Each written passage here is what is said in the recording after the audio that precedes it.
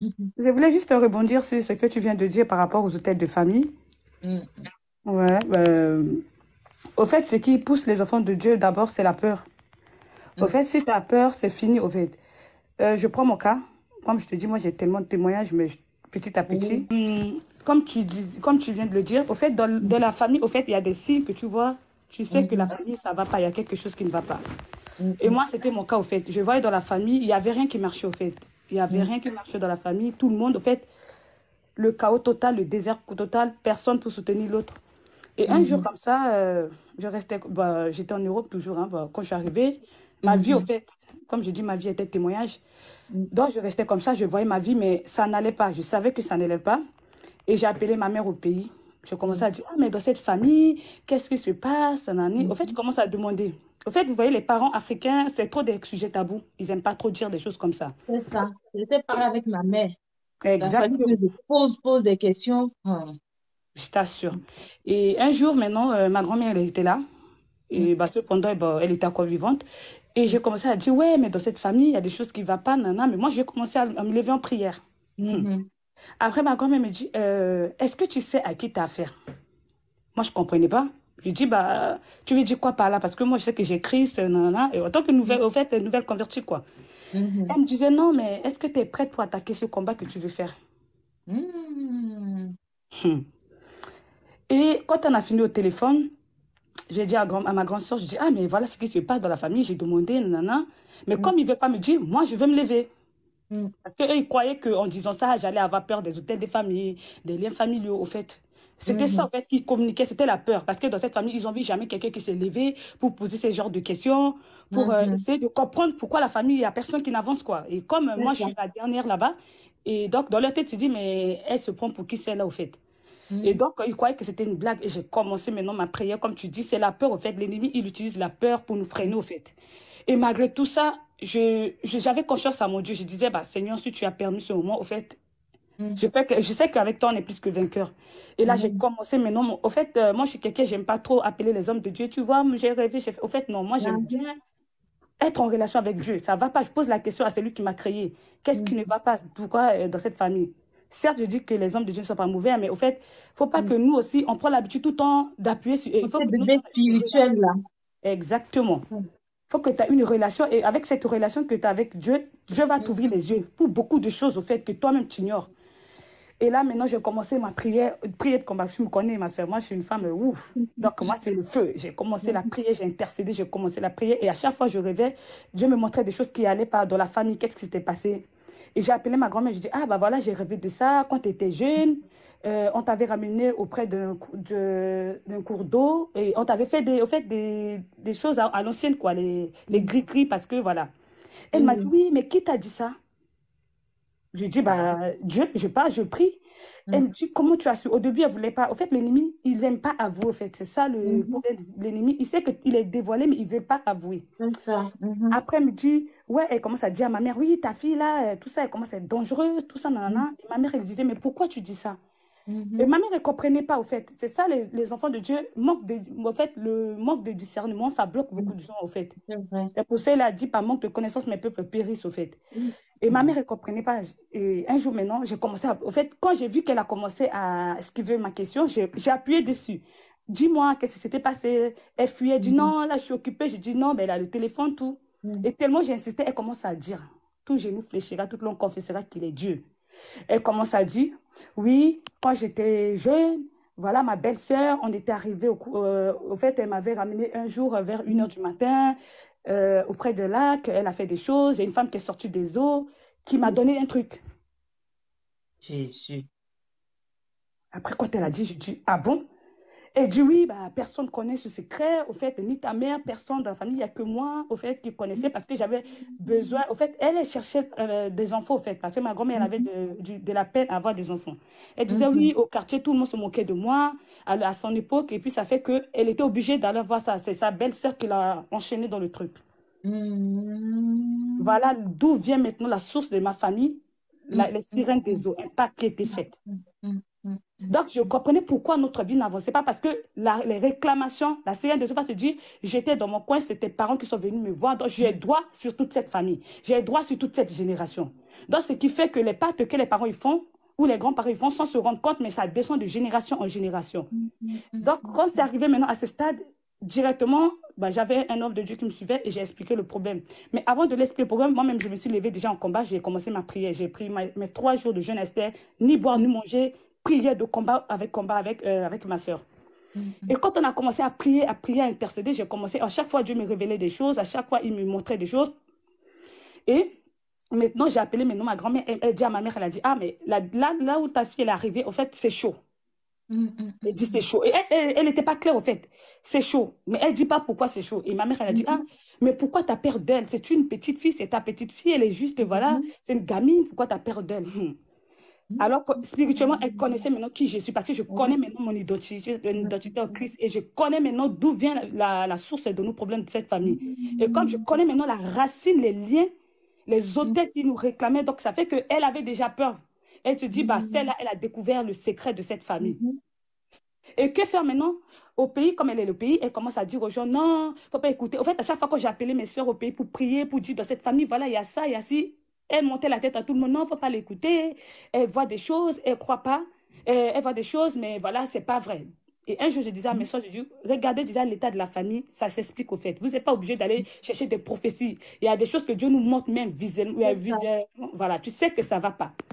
Et maintenant, j'ai commencé à prier, mais c'était chaud, ma soeur. Je te dis, c'était chaud. Et quand tu viens de le dire, quand tu commences un combat, tu commences une prière de combat, il ne faut pas baisser les bras, il ne faut pas s'arrêter au fait jusqu'à ce que tu aies la victoire. Parce que l'ennemi, dès que tu déclenches ce combat, eux aussi, ils se préparent. Parce qu'ils se disent dans cette famille, comment ça se fait que depuis, personne ne nous dérange? Parce que c'est eux qui règnent sur cette famille depuis des années. Pourquoi c'est celle qui est là-bas qui vient briser sur les dents? Sachez que quand vous allez déclencher une prière, ce n'est pas pour faire peur à quelqu'un, parce que tu as Christ en toi.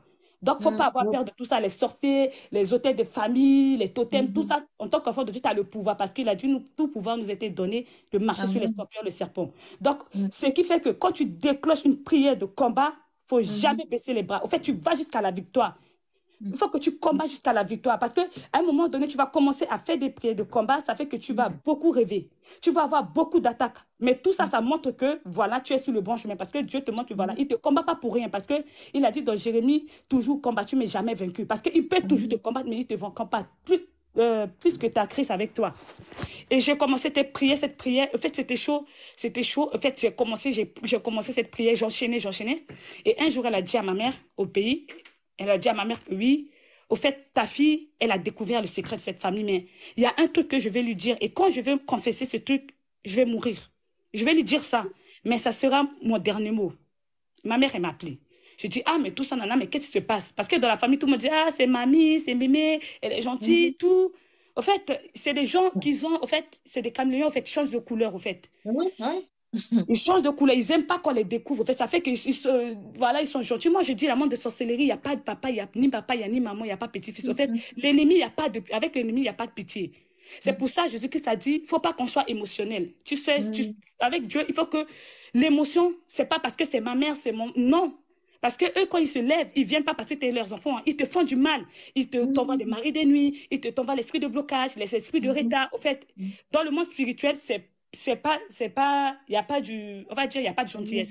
Et toi, en tant qu'enfant de Dieu, comme je dis, Jésus-Christ n'est pas gentil. Hein. La parole dit que notre Dieu est clément. Dieu n'est pas gentil. Au fait, si tu rigoles avec ton ennemi, lui, il va t'avoir parce qu'il vient avec le sentiment. Tu te dis, ah, c'est ma grand-mère. Parce que moi, quand j'ai vu, j'allais dire quoi? J'ai dit, mais c'est ma grand-mère, elle nous a élevés quand on était petites, c'est elle qui s'occupait de nous. En fait, l'ennemi vient avec le sentiment. Mais avec Christ, il n'y a pas de sentiment. Donc, c'est pour ça que j'ai commencé maintenant cette prière. J'ai intercédé avec elle. J'ai intercédé. En fait, c'était un combat. Quand je te dis, ma soeur, c'était un combat parce qu'ils se sont levés. Parce que des choses que je voyais quand j'étais même pas née, elle disait à ma mère, mais elle n'était pas connue. Comment elle a su ça? Parce que Dieu m'a ramené à la source. D'où vient ce problème? Pourquoi il y a ça dans cette famille? Pourquoi il y a ça? Et comme elle ne pensait pas, parce qu'eux, avant, ils voyaient quoi? Les marabouts, les féticheurs, les arbres, ils vénéraient des forêts pour avoir des retours ou des réponses à leurs prières. Mais moi, j'avais la Bible. Donc, elle était choquée que cette fille, comment elle a su tout ça? Parce qu'elle n'était pas née, c'est la dernière là-bas. Comment elle connaît tout ça? Donc, c'était un point d'interrogation qu'elle pouvait pas, elle n'avait pas cette réponse. Mais moi, tout le temps, quand je lui dis, j'ai dit, j'ai que la Bible. J'ai que les genoux fléchis, j'ai que Jésus-Christ. Parce que les gens ils se disent quoi? Nous, on se dit chrétienne, mais Si tu ne connais pas qui est Dieu, tu vas pas, au fait, il faut d'abord connaître ton identité et connaître qui est Dieu. Dieu n'est pas le Dieu de l'église, on va à l'église, oui, c'est beau, bien, oui. On va à l'église, mais connais-tu ce Dieu que tu pries? Connais-tu son pouvoir? Connais-tu qui il est? C'est dans la relation et l'intimité avec ce Dieu que tu vas le connaître. Comme Job a dit, c'est dans les épreuves et les combats qu'il connaît qui est Dieu. Amen. Mais il faut d'abord connaître ton identité. C'est important en tant que chrétien de connaître ton identité en Christ. Parce que si tu connais ton identité, même le diable, moi je dis toujours, moi j'ai pas peur de sorciers. Au fait, même dans cette famille, même les sorciers de cette famille-là, je dis physiquement, on se connaît, spirituellement, on se connaît aussi. Parce qu'il sait qui je suis et moi je sais qui ils sont parce que je sais quel Dieu je prie. Et j'ai commencé à prier, j'ai commencé ce combat, on a commencé, au fait, ma soeur, c'était, je te dis, les jeunes là, laisse tomber. Hein, parce que j'ai fini même avec ça. C'était un combat parce que je voyais ma vie, ça me faisait mal. Parce que ce qui me pousse à faire ce combat, c'était ma vie. J'avançais pas. Au fait, j'avançais pas. C'était le désert, tout ce que tu faisais, échec sur échec. Et tu pleures, Seigneur, qu'est-ce que j'ai fait? Moi, j'ai fait quoi pour m'accepter? Tu dis, parce que c'est pas Dieu. Il y avait tes ancêtres qui avaient vendu cette famille il y a longtemps. Tu ne sais pas avec qui. Peut-être avec les esprits des eaux, les esprits, au fait, avec les maris des nuits, avec les hôtels. Au fait, chaque famille a des hôtels. Comme tu l'as dit hier, chaque famille a des sorciers. Au fait, il y a une hôtel de chaque famille. Il y a toujours un hôtel. Et cet hôtel, il faut que c'est à toi, enfant de Dieu, de connaître qu'est-ce qui se passe, quel hôtel a été bâti par tes grands-parents pour que tu subis les conséquences. Parce que comme je dis tout le temps, je ne suis pas partie voir les marabouts. Ce n'est pas moi qui ai fait ce pacte, mais pourquoi je subis? Parce qu'il y a le lien de sang. Ça se dit, c'est sa petite fille ou c'est sa grand-mère. Donc, elle m'appartient. Parce qu'il se dit ça. Elle m'appartient. C'est pour ça, pour sortir de là, il faut briser les liens de famille. Il faut briser les liens familiaux. C'est important en tant qu'enfant de Dieu. Comme tu viens de dire, cuire d'âme, c'est très, très important. Parce que tant que tu brises les liens, et à partir de maintenant, tu dis, je suis la rachetée de Dieu. Je suis rachetée par Jésus-Christ de Nazareth. Son sang, c'est le sang de Christ qui coule en moi. Tout sang qui n'est pas de Dieu, tout hôtel qui me réclame, soit renversé. Au fait, il faut que tu te lèves. Tu montres à l'ennemi qui tu es. Sachez que les sorciers ont peur des enfants de Dieu. Je parle des vrais, ceux qui connaissent Dieu en esprit, en vérité. Les sorciers ont peur de toi. Parce qu'il sait qui tu es. Il sait quel Dieu tu pries. Mais pour arriver là, il faut que toi-même tu connais ton identité. Connais-tu ce Dieu que tu pries? C'est facile de dire, je vais à l'église, je chante, oui, je fais l'œuvre de Dieu, mais toi, est-ce qu'en intimité, tu as une relation avec ce Dieu? La relation avec Dieu, c'est très important. Parce que c'est dans la relation que Dieu te montre les choses cachées. C'est dans la relation que Dieu te montre ce qui s'était passé. On va dire, il y a 20 ans, il y a 30 ans en arrière. Et ça a pris du temps, hein. L'ennemi, ça a pris du temps. Ça a pris 1 an avant qu'il parle. Mais pendant ce 1 an, je n'ai pas lâché non plus. Je n'ai pas lâché parce que Jésus-Christ a dit qu'avec lui, nous sommes plus que vainqueurs. Donc, je dis, Seigneur, ce combat, dès que j'ai commencé, on va finir parce que tu es le Dieu victorieux. Sur la croix, tu t'appelles le vainqueur de Golgotha. Tu as vaincu la mort à la croix il y a 2000 ans. Tu détiens le clé de la vie et de la mort. Devant ton nom, les sorciers fléchissent genoux. Devant ton nom, les hôtels de famille fléchissent genoux. Devant ton nom, tous genoux fléchissent. Et c'était pas, en fait, il faut que nous, les chrétiens, on ait la parole de déclaration. Il faut savoir déclarer sur ta vie. Il faut savoir parler sur ta vie. Cette situation qui te fait, tu déclares dessus. Parce que tu as l'autorité en toi. Dieu a créé quoi? La parole a un pouvoir, au fait. Pierre Poussel a dit, la mort et la vie sont au pouvoir de la langue. Sache qu'en tant qu'enfant de Dieu, tu as le pouvoir de changer ton histoire. Tu as le pouvoir de changer ta vie. Parce que avec Christ, tu peux faire. En fait, Jésus-Christ, rien n'est impossible à Dieu. Il suffit juste de le connaître, de lui faire confiance et de marcher comme il veut. Tu verras sa main. Parce qu'il ne ment pas. Il n'abandonne pas. Il est Dieu. Mais qu'est-ce que les ennemis nous font voir? L'ennemi veut nous faire voir que nous, on a peur. Oui, il te passe par l'esprit de peur. Oui, je dors la nuit. Nanana. Non, il ne faut pas avoir peur de l'ennemi. Parce que l'ennemi, il t'envoie un esprit de peur. Et quand tu sais qu'elle a, c'est celle-là, ou peut-être celle-là, elle a peur, c'est fini. Au fait, il te domine. Il te domine. Mais alors que Dieu t'a dit, l'autorité t'a été donnée, pour le pouvoir t'a été donné, que fais-tu de cette autorité? Vas-tu toujours pleurer sur le sort de ta famille? Ou bien toi, tu es le Joseph, tu dois te lever pour changer l'histoire de ta famille? Amen. Qui es-tu, enfant de Dieu? Connais-tu ton identité en Christ? C'est très important de connaître son identité en Christ. Et quand j'ai commencé à intercéder, elle ne s'attendait pas à ce que moi, on va dire quoi, moi, Maria, la fille qui est la dernière de la famille, qu'est-ce qu'elle va faire? Au fait, c'était ça. Ils se pensaient que moi, j'étais comme dans cette famille, peut-être eux, ils ont commencé, il y a d'autres qui finissent là, mais ils ne s'attendaient pas à ce que c'est moi là qui va aller parler.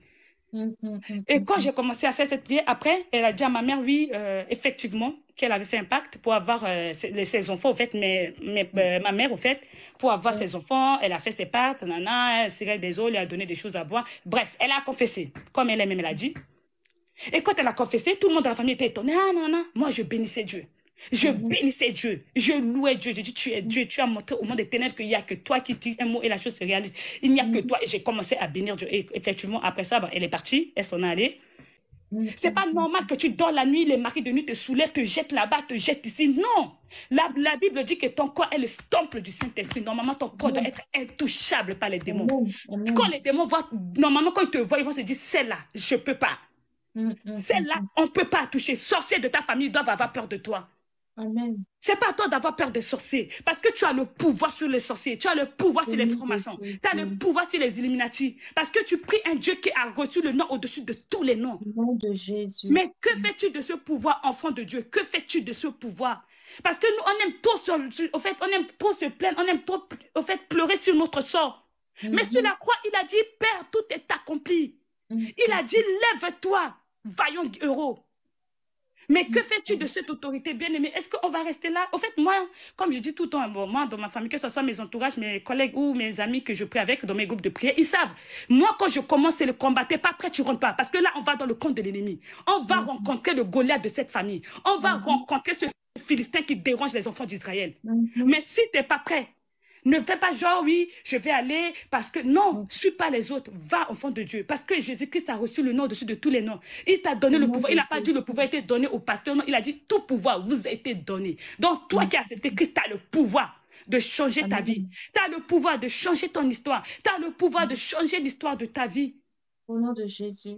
Parce qu'il y a Jésus-Christ de Nazareth qui a été mort pour toi. Il a payé le prix. Mais pourquoi nous, on a peur des sorciers? Pourquoi on a peur des hôtels de famille? Il y a d'autres familles, on va te dire, oui, tu vas commencer à combattre cet hôtel. Est-ce que tu vas tenir? C'est l'esprit de peur. Parce qu'ils savent que tu as le pouvoir. Parce qu'ils savent que quand tu vas te lever, ils auront chaud. C'est ta destinée, ça a été donné. Parce qu'il a dit dans Jérémie, je te connaissais depuis le sein de ta mère. Tout ce qui t'a été volé, peut-être ce sont tes finances, ton mariage, ton enfantement, ta destinée, tes projets. En tant qu'enfant de Dieu, je vais dans le camp de l'ennemi, je déclare, je récupère tout ce qui m'a été volé au nom puissant de Jésus. Je récupère ma vie, je récupère ma destinée, je récupère mon élévation, je récupère mon travail, je récupère mon mariage. Au nom puissant de Jésus, tu déclares, bien-aimé. Et la prière prophétique, c'est très important. Déclare, parce que tu as le pouvoir. Parce que sachez que même l'ennemi, il va se lever le matin. Pour te maudire, il fait quoi? Il parle. C'est la parole qu'ils disent. Ils se lèvent et disent de cette famille, il n'y aura personne qui va se marier. Parce qu'ils quoi? Ils savent que la parole a un pouvoir. Toi, sache que tu as le pouvoir aussi. Dans la parole, tu parles à ce problème. Tu te lèves le matin, tu déclares comme tu l'as dit, ma soeur. Déclarez, ayez une vie de sanctification, une vie de prière. C'est très important, la prière. Parce que si Dieu nous ouvrait les yeux, comment il combat à notre place par la prière, tu te dis, waouh, Seigneur, quelle grâce.